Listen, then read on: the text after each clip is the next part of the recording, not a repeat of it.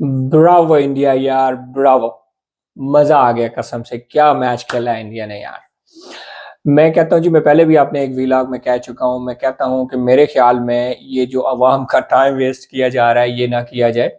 अवाम का जो पैसा वेस्ट हो रहा है ये वेस्ट ना किया जाए, बल्कि ट्रॉफी उठा के सीधी इंडिया वालों के हवाले कर देनी चाहिए ताकि वो चुपचाप उठा के इसको घर ले जाएं और वर्ल्ड कप के विनर करार पाएं। यकीन माने, मैं गारंटी के साथ कहता हूं, बल्कि पहले भी मैंने वीलॉग में कहा था और इसमें फिर से कहता हूं, अगर इंडिया की टीम अगर इंडिया की टीम यही परफॉर्मेंस रखती है तो बेशक फाइनल में उनके साथ ऑस्ट्रेलिया आए या साउथ अफ्रीका, इससे कोई फर्क नहीं पड़ता।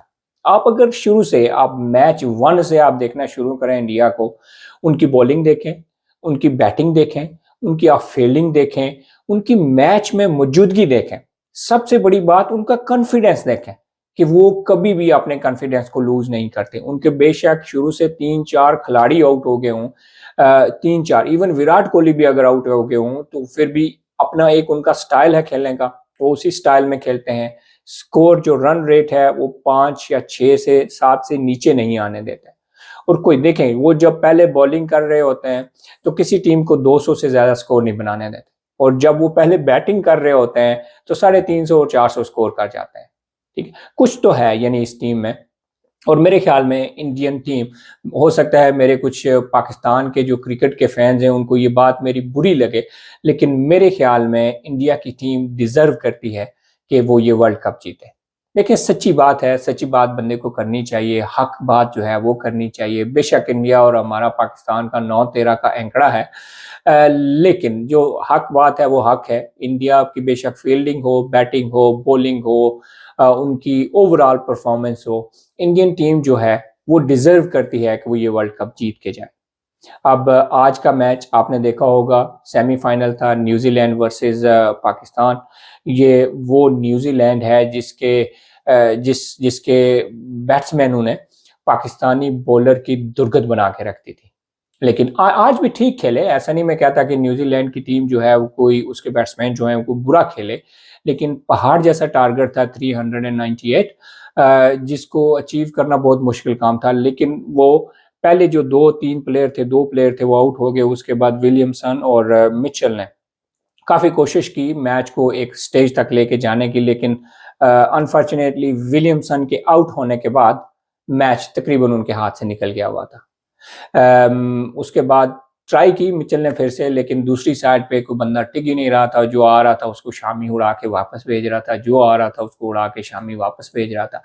और एक टाइम यकीन माने मुझे खौफ आना शुरू हो गया था कि जब शामी के हाथों से उसका कैच गिरा, मेरे ख्याल में मिचेल का था शायद, मिचेल का कैच था, वो जब गिरा तो मुझे लगा कि आज तो शामी की खैर नहीं है। अगर इंडिया ये मैच हार गई तो आज रात को शामी का घर जला दिया जाएगा। और यकीन माने ऐसा होता भी है, फैंस के कुछ अपने भी जज्बात होते हैं, और फिर जब आप इंडिया में खेल रहे हों, एक मतलब शामी जैसे बंदे हों, तो फिर ऐसा होता है। मुझे याद है कि T20 में जब पाकिस्तान मैच जीता इंडिया से, हालांकि सबको उस मैच में मार पड़ी थी, कोई भी बंदा विकेट नहीं ले सका था, लेकिन चूंकि शामी को एक आध दो ओवर में स्कोर ज्यादा पड़ गए थे, इस वजह से शामी को मतलब काफी बुरा भला कहा गया, और ये भी कहा गया था कि तुम पाकिस्तान चले जाओ, ठीक है, तुम मुसलमान हो, तुमने मुसलमानों का साथ दिया। मतलब इस ऐसे स्टूपिड किस्म के लोग भी होते हैं। मैं ओवरऑल किसी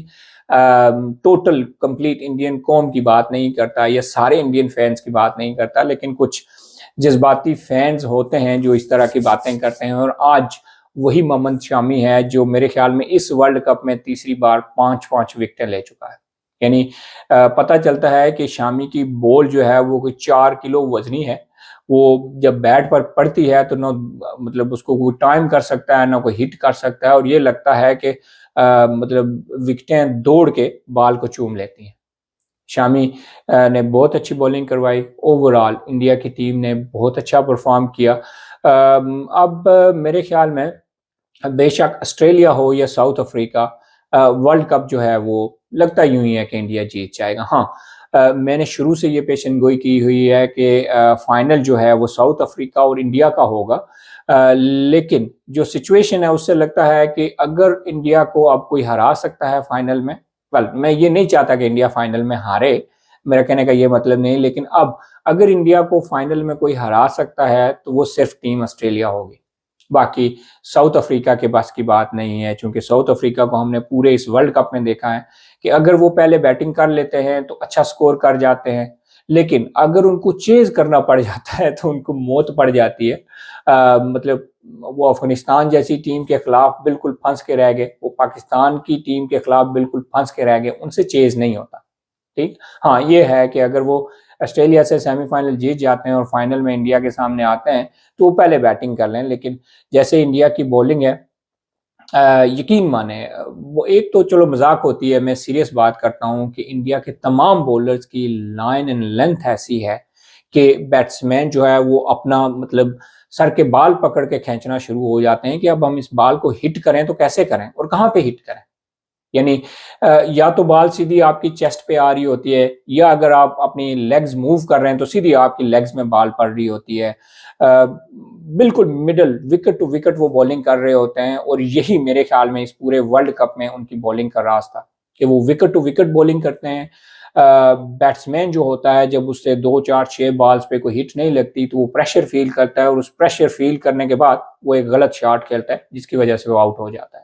बहरहाल bravo to team India, well done, well played. तमाम इंडियन क्रिकेट फैंस को और तमाम इंडियन प्लेयर्स को मेरी तरफ से एडवांस में वर्ल्ड कप की मुबारक। मेरे ख्याल में अब आपको वर्ल्ड कप जीतने से कोई नहीं रोक सकता।